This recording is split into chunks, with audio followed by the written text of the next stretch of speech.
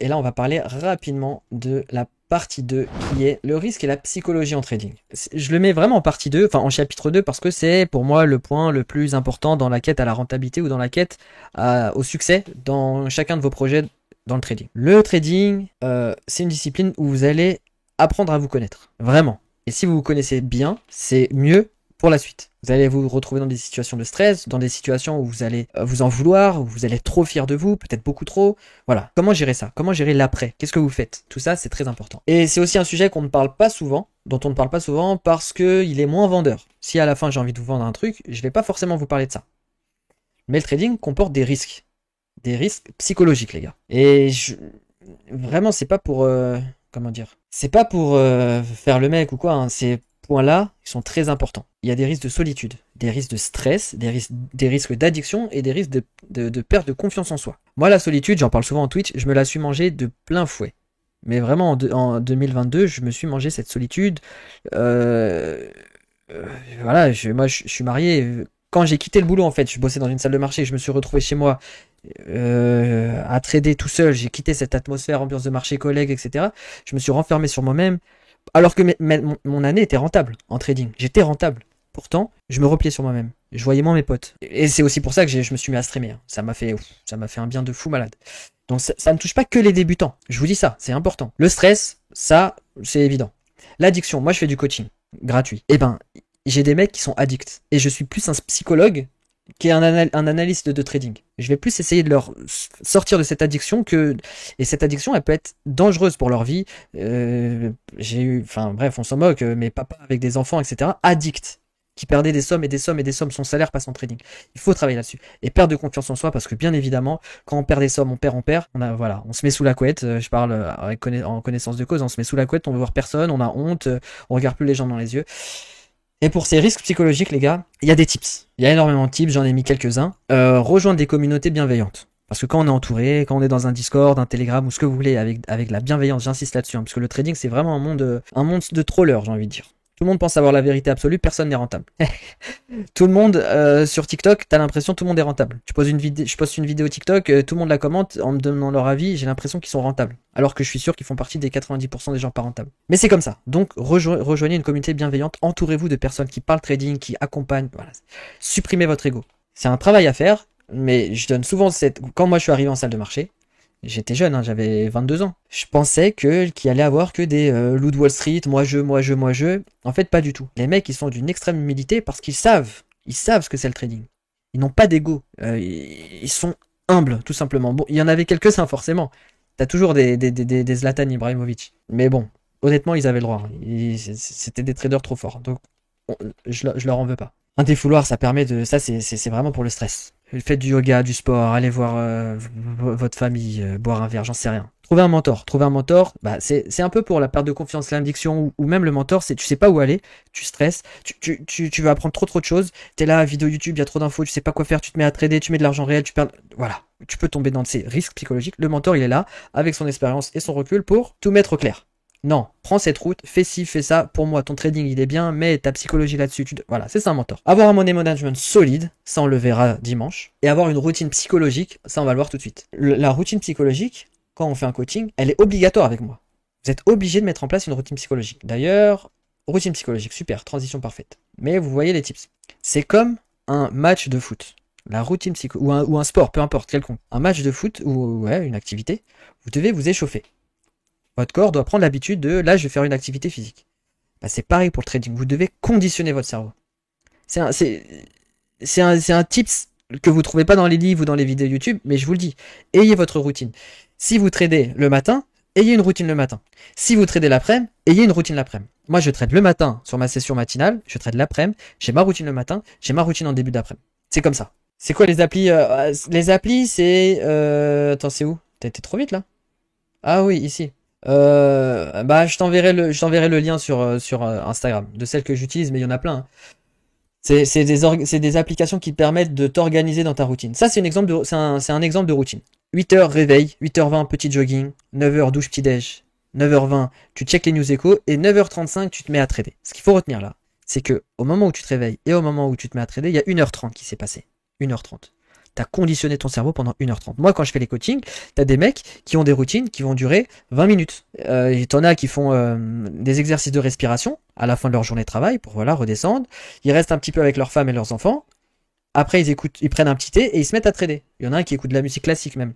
Voilà, c'est chacun sa routine. Ça sert à rien de copier la routine des uns et des autres, mais ça permet juste de conditionner votre cerveau. Hop, vous le mettez en mode, ça y est, je passe au trading. J'oublie ma journée, je passe au trading. Parce que le trading, c'est une discipline compliquée, les gars. J'ai rien, je vous vends rien. Je vous dis, le trading, c'est compliqué. Ne tombez pas dans les j'ai la stratégie miracle sur YouTube, j'ai le bot qui fonctionne. Tombez pas dedans. Tombez pas dans les télégrammes de signaux, etc. Quoique non. Les signaux, il peut y avoir des télégrammes, mais encore, il faut les trouver. Mais tout ce qui est bot et tout, je laissais tomber. Même signaux, c'est bizarre. Bon, bref. Et tu te fixes des règles qui te correspondent. D'ailleurs, en parlant de règles, il y a des règles de rigueur. Mais ça n'a rien à voir avec le conditionnement avant trade. C'est justement des règles que tu vas faire pour augmenter ta rentabilité dans le trading. Si vous voulez, c'est de la data science pour ceux qui ont fait, voilà, c'est des mecs qui, enfin, c'est tu regardes tes résultats et tu fais des règles pour optimiser tes résultats. Exemple, il y a trois, je dis 3 règles, 3 familles de règles. Des règles de trading, des règles liées à l'environnement et des règles psychologiques. Règles d'environnement, ça c'est mes règles. Pas de trading si j'ai une mauvaise... L'environnement c'est ça, c'est ce que j'ai au côté. Pas de trading si j'ai une mauvaise connexion internet. Ça m'a déjà coûté cher, hop, je le mets dans ma règle. Mauvaise connexion internet, je traite pas aujourd'hui, c'est pas grave. C'est une règle que je me suis fixée. Pas de trading en dehors de mon bureau. Ceux qui vous montrent des screenshots sur un boat ou sur un bateau à Dubaï, etc., ils ne traitent pas. C'est catégorique. Tu ne traites pas sur un téléphone. Moi, c'est mon truc, je ne traite pas en dehors de mon bureau. T'en as qui prennent leur ordi pour trader en vacances, c'est un choix. Moi, c'est ma règle fixe, je ne traite pas en dehors de mon bureau. Les règles psychologie, ça dépend de vous. Je ne traite pas si je me sens fatigué. Pas de trading après un retour de vacances, c'est aussi une de mes règles. Le retour de vacances, j'ai vu dans mes backtests que je suis pas rentable. Voilà. C'est comme ça, tu fais ton backtest sur l'année. À chaque fois que je reviens de vacances, je remarque que pendant 2-3 jours, je suis perdant. Et je fais une transition. C'est simple, efficace. Et les règles de trading, c'est lié au trading. Si je perds, ça c'est pas une de mes règles, mais elle est connue. Si je perds 3% du capital dans la journée, genre c'est une journée dégueulasse, t'arrêtes.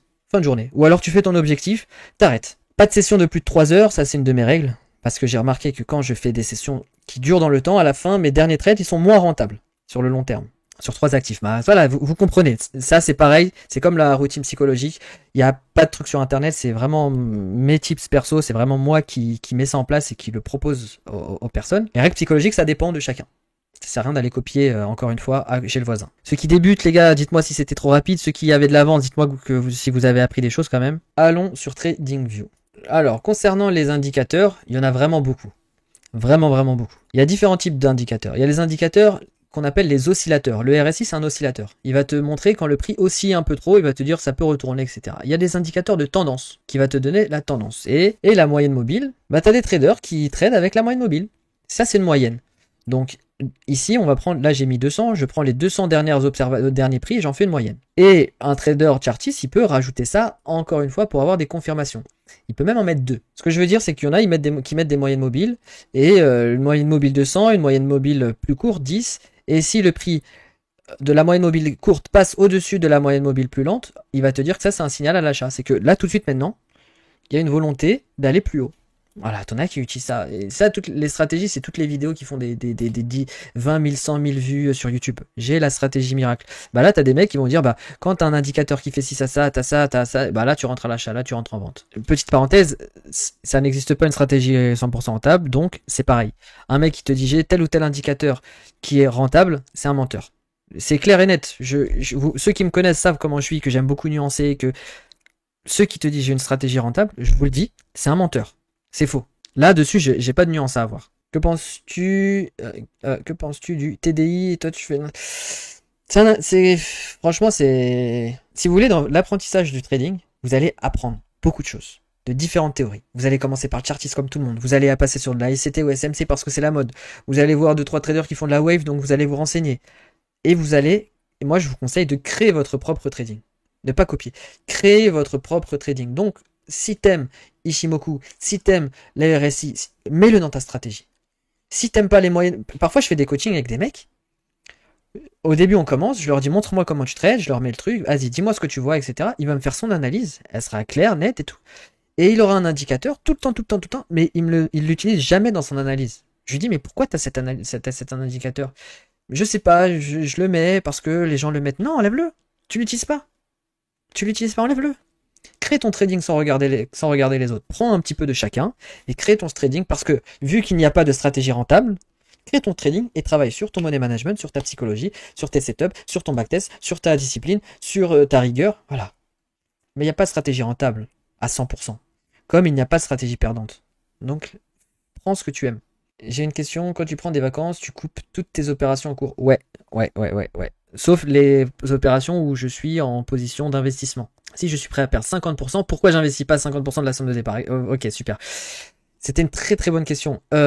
Tout simplement parce que tu as besoin de risques pour gagner de l'argent. Tu as besoin de risques. On a dit que c'est pas une science exacte. Donc quand tu vas prendre 1000 euros, tu vas risquer une somme pour essayer d'en avoir plus. Si tu risques 50%, tu peux espérer en avoir beaucoup plus parce que tu vas prendre un risque démesuré. Tout est question de risque. Si t'es prêt à perdre, si t'es prêt à perdre 0%, tu peux pas faire du trading parce que tu vas prendre un risque. Est-ce que j'ai répondu à ta question? Par curiosité, quels sont les indicateurs que tu préfères pour tes analyses techniques? J'aime bien les volumes. J'aime beaucoup scalper, donc quand tu scalpes les volumes, c'est très intéressant sur la compréhension du prix. J'aime la VWAP. La VWAP, c'est une moyenne pondérée par les volumes, donc il y a toujours la notion de volume. J'aime le point pivot. Le point pivot, c'est un niveau regardé par certains algos et certains investisseurs. C'est juste un prix, en fait. J'aime le volume profile. C'est un indicateur, encore une fois, qui te donne des zones, qui te donne les volumes par zone de prix. J'aime beaucoup le volume, vous l'aurez compris. Pour les coachings, comment ça se passe? Alors, pour les coachings, je prends 3-4 personnes dans le mois, pas plus. C'est des coachings gratuits. En fait, comment je me rémunère? La personne va trader avec un lien de parrainage, un lien d'affiliation, hein, en toute transparence.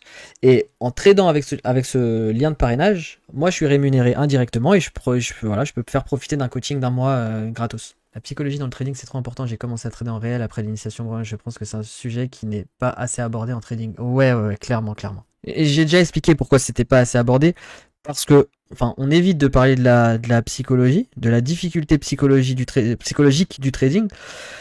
Parce que si on veut vous vendre quelque chose, on va pas vous parler de choses qui est compliquées. Au contraire, allons droit au but, à l'essentiel. C'est mieux de vous dire que le trading c'est facile. C'est mieux de vous dire qu'avec 2-3 trendlines, 2-3 patterns, ou alors un bot de trading, si vous n'avez pas le temps, vous pouvez atteindre la liberté financière. Voilà, c'est plus simple à mettre en avant. Mais les gars, je vous assure que le côté psychologique, surtout au début, en fait c'est ça, surtout au début, compte pour beaucoup. Et là, on va parler du money management. Et le money management, il est indirectement, voire directement lié à votre psychologie. Et on va voir différents tips de gestion active de votre trade. Avant de rentrer directement dans le vif du sujet, du money management, je vais parler des étapes d'apprentissage dans le trading.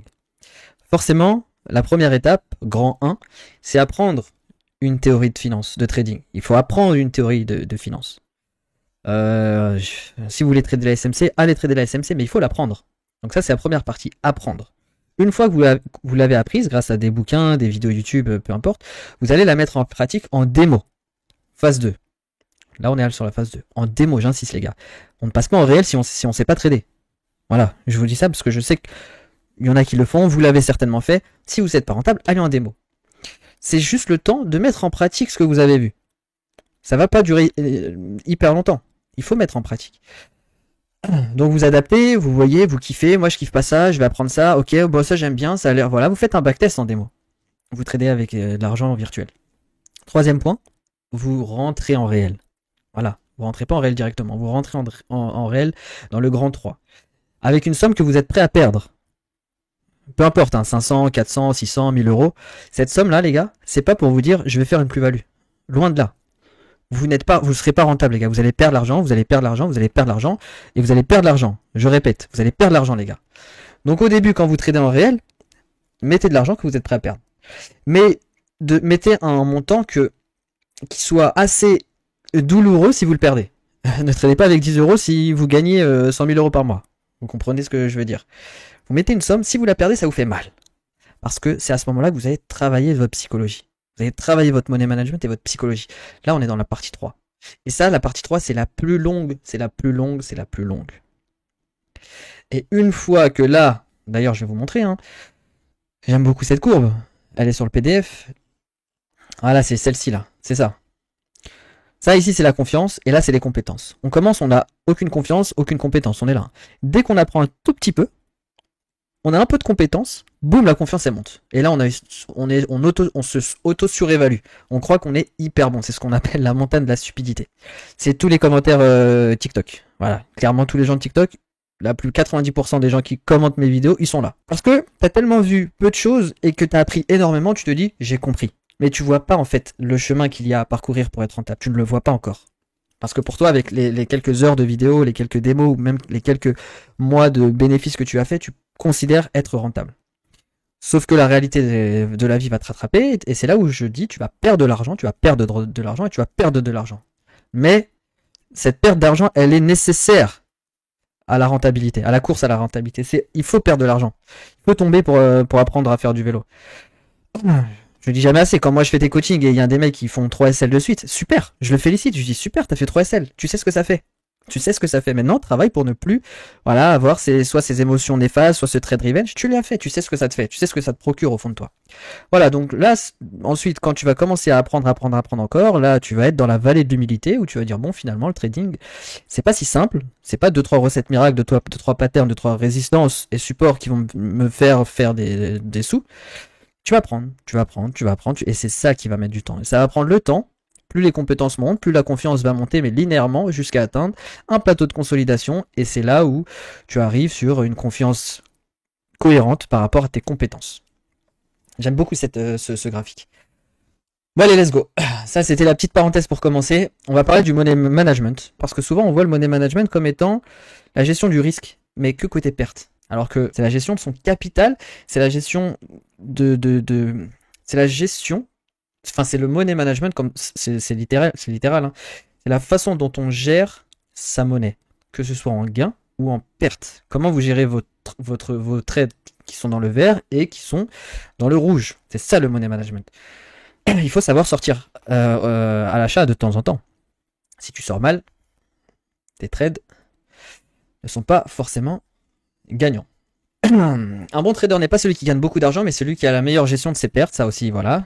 C'est l'ensemble des techniques et des méthodes utilisées pour gérer sa gestion d'argent. Il se construit avec votre façon de trader. Et là, on va voir différentes techniques, différentes méthodes de money management. La plus simple, la plus évidente, c'est mettre un stop loss et mettre un take profit. Ça, tout le monde sait. Ça, c'est la première étape d'un money management. C'est la première façon de savoir gérer son risque. Un trade sans TP, un trade sans SL, il n'y a pas de money management. On va aller tout de suite sur TradingView. Il y a plusieurs manières de gérer un trade activement. Supposons que l'on rentre à l'achat ici. D'accord? On va mettre un stop loss ici et un take profit ici. Voilà. Ça, c'est une première gestion de money management. Supposons que le prix monte. On va dire ici. Peu importe votre stratégie. Hein, là, on est vraiment dans le money management, pas dans la théorie de trading. Si je monte mon stop loss à mon prix d'entrée, c'est ce qu'on appelle se mettre à break-even, se mettre à BE. On entend souvent, je me suis mis à BE. Se mettre à break-even, c'est monter son stop loss au niveau de son prix d'entrée. De façon à ce que si le cours redescend là, ok, on sort de sa position, mais on ne perd pas de sous. On a sécurisé ses pertes. Ça, c'est la technique la plus évidente, la plus connue, la plus intuitive. Quoique, il y a le TP partiel aussi. Le TP partiel est très utilisé. TP partiel, il y en a qui tradent avec des TP1, TP2, TP3, TP4. Si le prix arrive ici, hop, on coupe un pourcentage. Allez, 50%. Si le prix monte encore, hop, ici on coupe les 50% restants.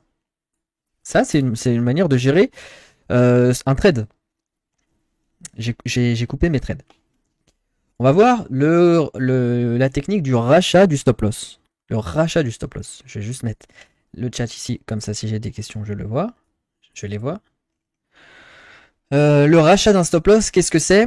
C'est couper. Alors, c'est couper un petit pourcentage de son trade en cours. Donc on a un tout petit TP partiel là, ici. Mais on coupe un montant précis, de façon à ce que si le prix, voilà, on arrive ici, on coupe un pourcentage, de façon à ce que si le prix redescend là, redescend d'ici, et nous SL, on perd 0 €. Parce qu'on a acheté son stop loss, quand le trade était en vert. On va partir avec un exemple concret, vous me dites si vous n'avez pas compris. Et s'il y en a qui ont déjà fait ce genre de trade, n'hésitez pas à le dire. Parfois je le fais en stream, sur certains trades, et on va voir pourquoi le faire aussi. On va rentrer, on s'en fout du RR et tout, hein, c'est juste pour l'exemple. On rentre avec un capital. Si on SL, on perd 2, et si on TP, on perd on gagne 10. Voilà. On s'en moque du RR, c'est pour l'exemple. Donc, quand le prix monte, et il arrive ici, vous voyez, il est monté, mais pas énormément. Hein. On va couper un pourcentage du trade. On va couper de sorte à ce que là, on gagne 1 euro. On va dire qu'on coupe la moitié. Comme ça, c'est plus simple pour le calcul. On coupe la moitié. Et on gagne 1 euro. Donc, comme on a coupé la moitié, il y a moitié moins de capital dans le trade. Donc là, je vais mettre une colonne et je vais voir ce qui se passe. On a fait plus 1. Si le prix monte au TP, on fait 5. On est d'accord, parce qu'on n'a plus la même position. On fait plus 5, et on a fait plus 1 au début, donc on est à plus 6 sur le trade. On a plus 6. C'est le bénéfice, c'est la plus-value du trade. Plus 6 euros. En revanche, si on fait juste ça, et on redescend, on se fait SL, qu'est-ce qu'on fait? Moins 1. Bah oui, on peut pas perdre 2 euros, puisqu'on vient de couper la moitié du trade. Donc on perd. Voilà. Là, si on fait rien, on arrive ici, c'est moins 2, et là, si on arrive ici, c'est 10, alors que là, en rachant son TP, dès qu'on monte ici, voilà, on sécurise 1. Si on TP, bah on gagne 6, c'est moins qu'avant. Mais l'avantage, enfin, la contrepartie de ça, c'est qu'on a acheté son stop loss. Donc si le prix redescend au SL, on perd 0, et là, le trade est 100% garanti sur ce trade-là. 100% sécurisé. Vous allez me dire, ouais, mais tu gagnes 6 alors que tu devais gagner 10, donc tu perds 40% de plus-value potentielle. Pourquoi ne pas juste se mettre à BE? Vous pouvez me dire ça, hein. Pourquoi ne pas juste se mettre à BE? Parce que là, le prix est là, et comme ça, si on va au TP, on fait plus 10, et si on BE, on perd rien. Donc c'est mieux entre guillemets que ça. Donc je disais, tu joues sur la probabilité de réussite de ton trade. Là, on est dans la proba. Puisque quand on bouge le stop loss, quand on bouge un stop loss, on joue sur la probabilité de réussite. Là, le trade a une probabilité de réussite. Si vous faites ça, le trade a plus de chances d'être réussi. Parce que vous acceptez plus de drawdown. Vous acceptez que le prix descende jusqu'ici pour le monter de la même manière. Si je mets un stop loss comme ça, eh ben là, le trade, il a beaucoup plus de chances de se valider. Le prix peut descendre top pendant des jours. Voilà, c'est comme ça. Donc quand vous vous mettez à BE, vous venez ternir, vous venez défoncer la probabilité de réussite du trade. Alors que là, quand j'achète mon stop loss, il bouge pas. Je garde la même probabilité de réussite. Voilà, c'est ça la nuance. Pourquoi faire ça? Comment faire ça quand on veut pas changer son stop loss? Imaginons que là, ici, on considère que cette zone, c'est une zone de résistance, ou c'est une zone vachement échangée, c'est un niveau symbolique. On met pas les stop loss à des niveaux symboliques, on les met en dessous. Parce que si on considère que c'est une zone très travaillée, c'est une zone où le prix arrive, il travaille, tac, pour partir. On met pas un stop loss là. Donc là, si tu le mets à BE, tu vas trop modifier ta probabilité de réussite. Donc le rachat du stop loss ici, dans votre manière de gérer le trade, sera beaucoup plus intéressant. Bien sûr, la condition, c'est qu'il faut que le prix monte et que vous arriviez à calculer comment racheter son stop loss, mais ça c'est très simple. Une fois habitué, c'est très simple. Donc là, vous jouez sur la probabilité de réussite. Et c'est totalement une question de money management. Et bien sûr, chaque technique peut se mélanger. Hein. Les gens, généralement, ils font TP1, on coupe 60, 50%, 70%, mise à BE. Voilà. Et là, on a mis les deux. On a fait un premier TP, on sécurise le trade. Si on revient à BE, eh ben on revient à BE. En gros, c'est un TP partiel qui compense ce que je suis prêt à risquer. Exactement. La différence avec un TP partiel, c'est que quand tu prends... C'est la même chose mécaniquement.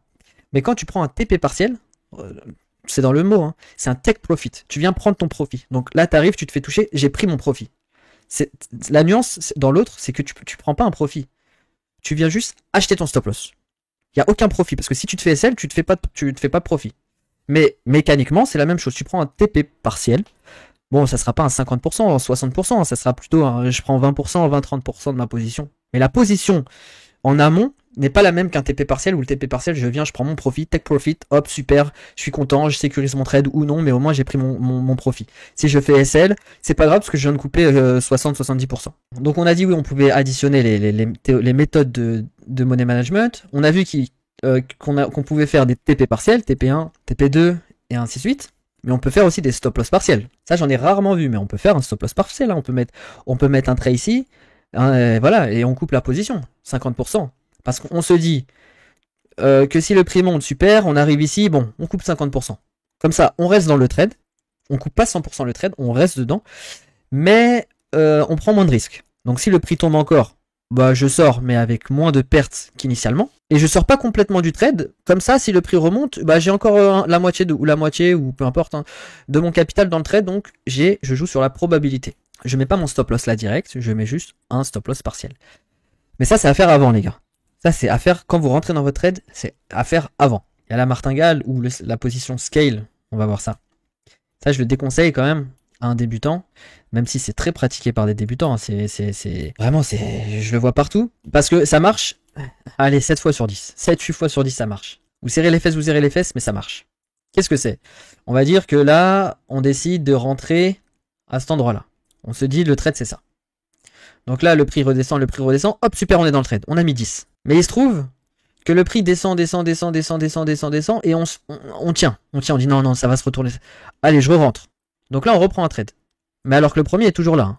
Donc j'ai repris un trade. Donc j'ai mis 10. On est d'accord. Donc j'ai 2 trades. Ce qui me fait un trade moyen, c'est un cours d'entrée moyen, c'est la moyenne des deux. Mon vrai trade, là avec ces 2 trades, mon trade en cours, c'est celui-ci.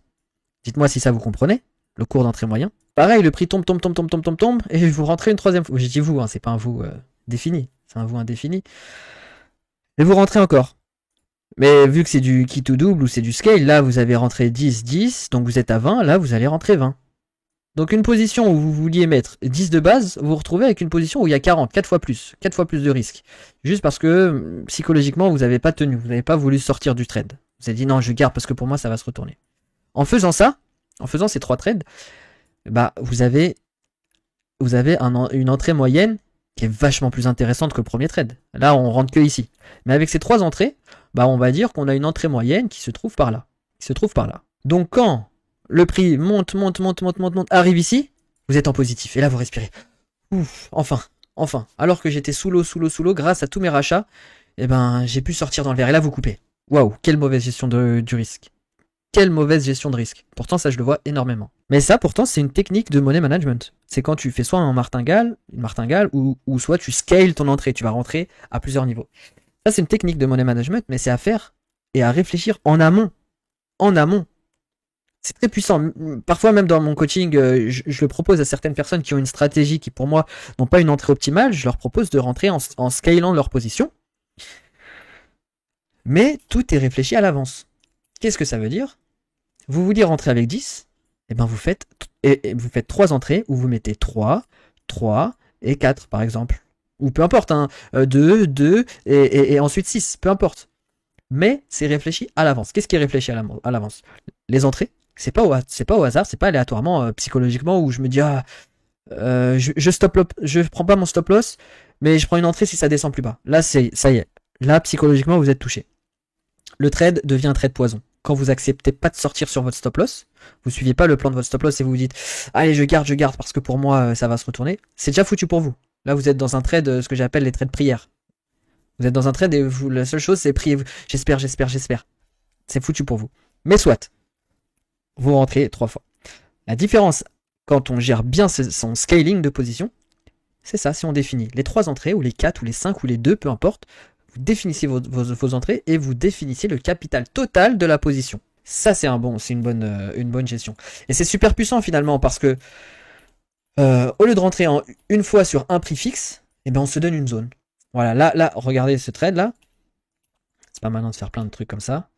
Regardez le trade. Là, j'ai envie de rentrer à l'achat. Je me dis soit je rentre tout de suite parce que bon, allez, on a eu un pump et pour moi ça va continuer à rentrer. Mais je peux me dire, bah finalement, si je rentre en 3 fois, ça peut être pas mal. Je rentre une fois là. Si jamais ça part, au moins je regretterai pas parce que j'ai mis une petite position. Mais si ça redescend, bah je m'inquiète pas. Parce que j'ai une deuxième entrée là.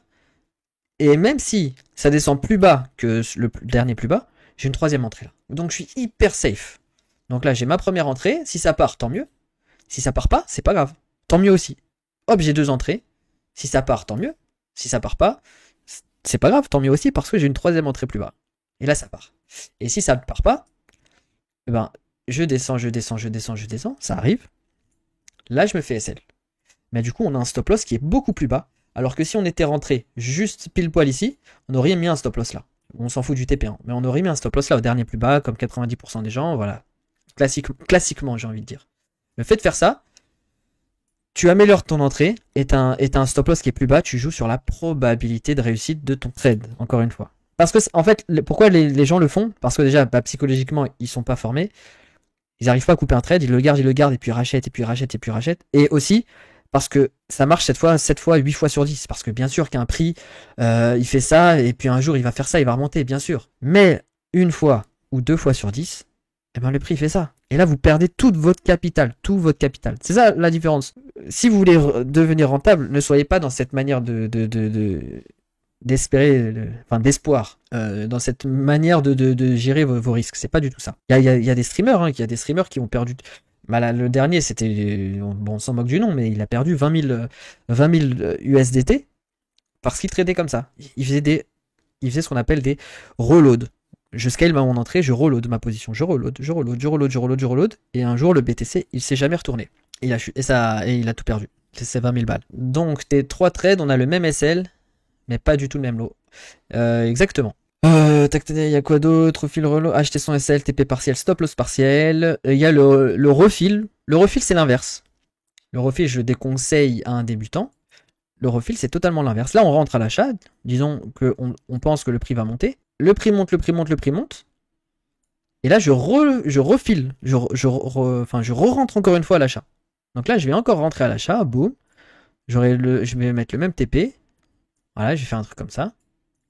Ça va venir complètement dégueulasser mon cours d'entrée moyen. Hein, parce que j'étais rentré à ce niveau-là. Et à cause de ce deuxième trade, bah, mon cours d'entrée moyen, il est au milieu, il est là. Donc je me retrouve avec un trade comme ça. Voilà, je me retrouve avec un trade comme ça. Mais pourquoi faire ça? Eh ben parfois, on est hyper sûr du trade. On est hyper sûr et on repile. On met un peu plus de lot. On était rentré ici avec un lot, je dis n'importe quoi, de 2. Bah là, on a refile, on rentre avec un lot de 2 et ça nous fait un lot de 4 et on va chercher du PNL un peu plus haut. Et pourquoi faire ça? La question pourquoi, c'est con de détruire son prix d'entrée moyen. Parce que comme on a un prix d'entrée moyen qui est ici, voilà, avec ces deux trades, on a un prix d'entrée moyen qui est ici, mais on a un lot de 4, là on a un lot de 4, et ben on peut se mettre à bœuf. C'est pour ça que certains le font. Parce qu'ils rentrent plus gros, donc ils peuvent aller gagner beaucoup plus, sans pour autant risquer beaucoup parce qu'ils se mettent déjà à bœuf. Si le prix corrige, ça y est, ils sortent à bœuf, mais si le prix monte et va TP, ils gagnent beaucoup plus qu'initialement. Maintenant, combien est-ce qu'on risque par trade? La question qu'on me pose souvent en stream. Combien est-ce qu'on va risquer sur un trade? Mais ça, c'est une question auquel je ne peux pas répondre. Si vous êtes un scalper et que vous faites 15 trades dans la journée, et à côté de vous, votre voisin, c'est un day trader. Il va prendre 1 ou 2 trades dans la journée. Je peux pas donner une réponse classique bateau qu'on retrouve dans tous les sites internet. Il faut risquer 2% par trade. Parce que le mec, il prend 20 trades dans la journée. S'il risque 2% par trade et qu'il perd tous ses trades de la journée, voilà, j'ai pas besoin de faire de dessin. Il perd 30-40% de son capital. Un mec qui fait 2 trades dans la journée, s'il risque 2%, il va perdre 4%, grand max. Donc il n'y a pas de réelle réponse. Ça dépend de comment vous tradez, ça dépend à quelle fréquence vous tradez. Moi, dans le coaching, je dis souvent, tu risques par session. Par session de trading, essaye d'estimer combien de trades tu fais en moyenne. Si tu en fais 3 à 4, voilà, et ben tu essayes de risquer 1%, 2%, 3%. Ça dépend à quel stade on est dans le coaching. Parfois, j'essaye de monter le risque pour travailler la psychologie. Parfois, exceptionnellement, je lui dis, cette semaine, tu vas risquer 4% par session. Parce que j'ai envie qu'il perde plus d'argent ou j'ai envie qu'il en gagne plus pour travailler sa psychologie. Donc voilà, en théorie, si vous avez un bon money management, il est quasi impossible de perdre son capital. C'est la théorie. Malheureusement, entre la théorie et la pratique, il y a l'être humain qui a ses vices, ses défauts et qui nous fait parfois craquer. Mais sachez ça, sachez-le, si vous avez un bon money management, il est quasiment impossible de perdre son capital. Vous avez un capital de 1000 euros, si vous perdez 2% par session, ça fait 20 euros. Ça fait, je suis un fou, ça fait, je vais mettre 1%. Si, je vais laisser 2%. On va faire 20 euros. 20 euros par session. C'est déjà quand même beaucoup, hein. Je suis un fou, mais c'est pas grave. On va mettre 2%. Pas pour perdre 20 euros, les gars. Parce que c'est 2% du capital, hein. Donc au début, on accepte de perdre 20 euros. Mais plus le capital diminue, plus la perte qu'on accepte diminue avec. Parce que une fois qu'on a 1000 euros et que on fait fondre le capital, on fait fondre, il nous reste que 700 euros, bah 2% de 700 euros, c'est 14 euros. Donc on accepte de perdre de moins en moins de sous. Et ça met du temps et énormément de temps, en théorie, à fondre 1000 euros. Comme de cette manière, tu mets énormément de temps à les voir disparaître. Donc le chapitre 3, on a déjà été dessus, hein, hier, jeudi, parce qu'on a vu cette théorie-là. Aujourd'hui, on va voir les 3 autres. Et je vais parler du carnet d'ordre. Là, les gars, c'est très très très très très important de comprendre le carnet d'ordre. Déjà parce qu'il y en a qui tradent avec le carnet d'ordre, mais aussi pour comprendre ce qu'on appelle le mécanisme du prix. Pourquoi le prix monte, pourquoi le prix baisse? Voilà, c'est ça la question. Pourquoi le prix monte, pourquoi le prix baisse? Bah ça, on le comprend grâce au carnet d'ordre. On appelle aussi le DOM, en anglais, Depth of Market. et qui veut dire en français la profondeur du marché. Qu'est-ce qu'un DOM? Ou qu'est-ce qu'un carnet d'ordre? Il se présente comme ça.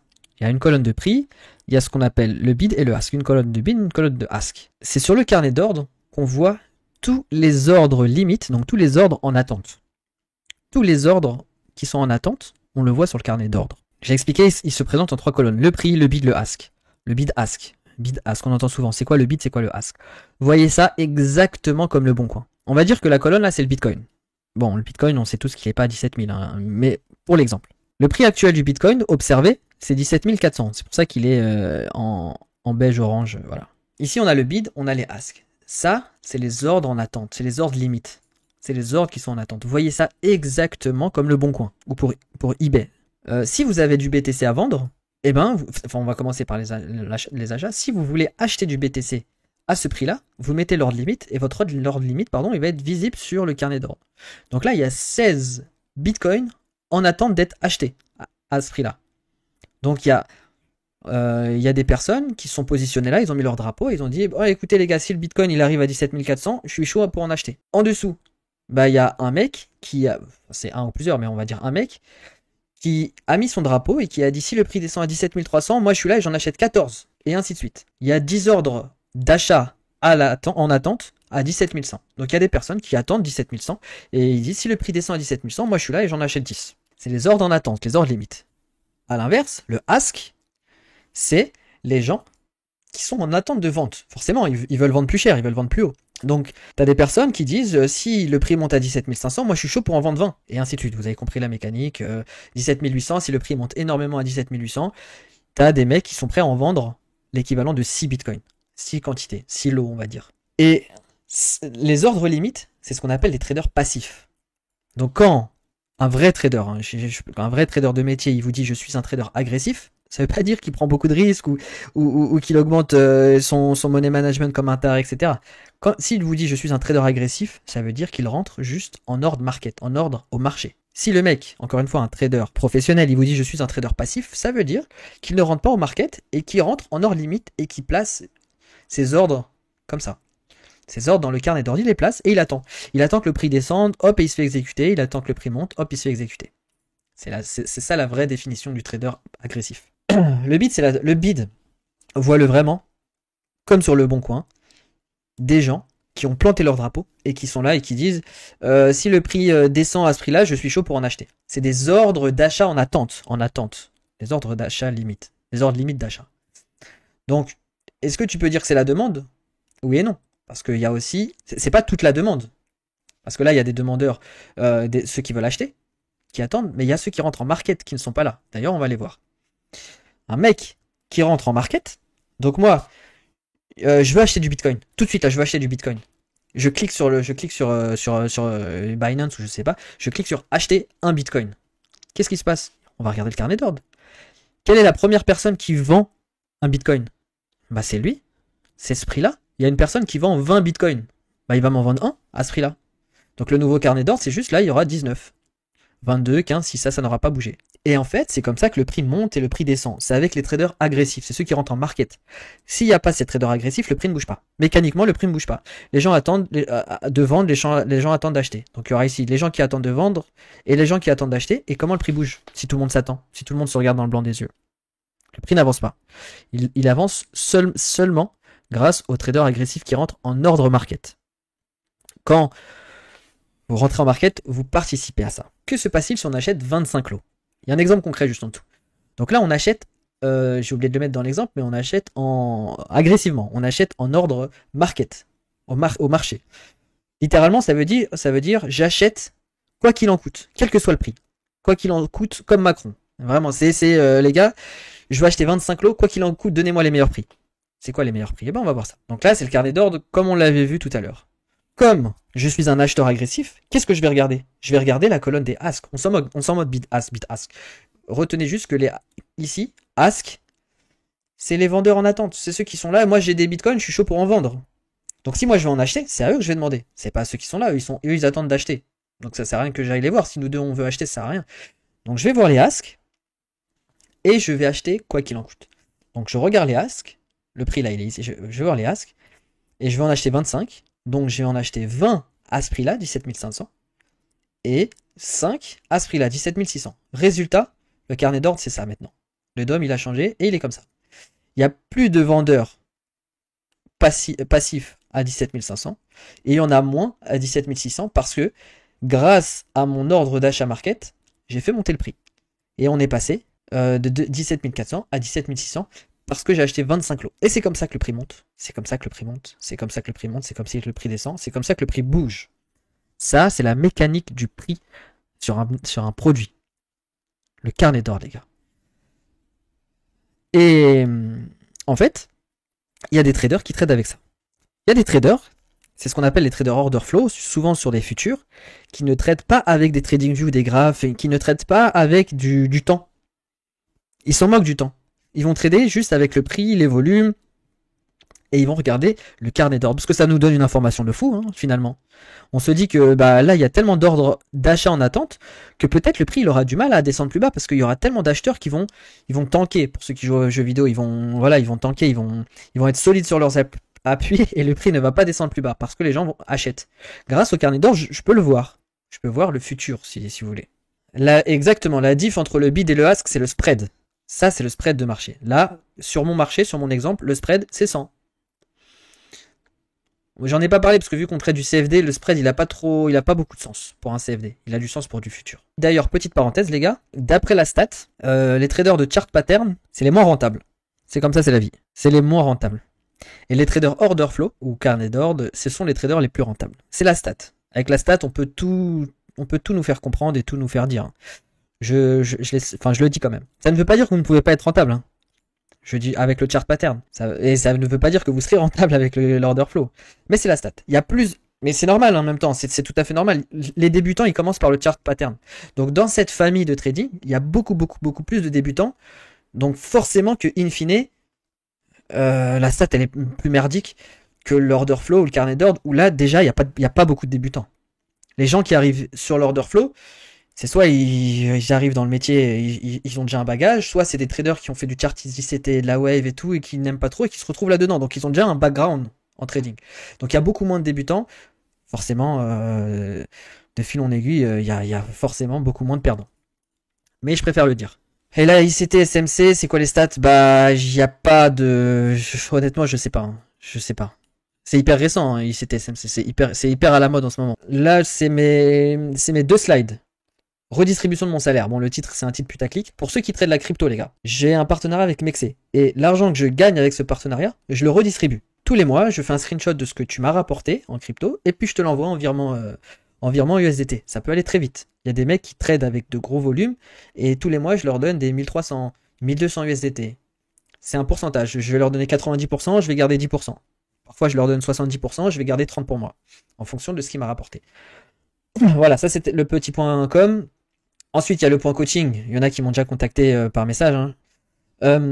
C'est un coaching personnalisé. D'ailleurs, il y en a qui sont déjà en coaching avec moi là dans le chat. C'est un coaching qui dure 1 mois, qui est 100% gratuit. J'ai déjà expliqué comment je rémunérais le temps passé avec vous.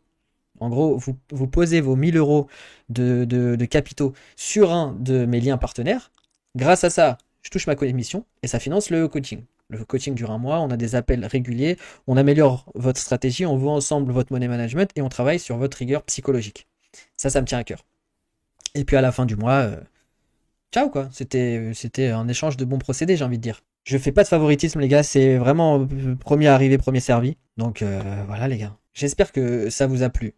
J'espère que l'initiation vous a plu. Si vous êtes intéressé, vous m'envoyez un message sur Insta. Pareil, si vous êtes intéressé par le PDF, vous m'envoyez votre mail sur Insta, je vous enverrai soit ce soir, soit demain. Le PDF avec les patterns, hein, comme je vous ai promis pour ceux qui sont là aujourd'hui. Sinon, je stream 3 fois par semaine, le lundi, mardi, jeudi, où je trade en live.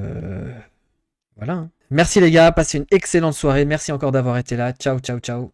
Salut à tous. C'était CryptoTassa.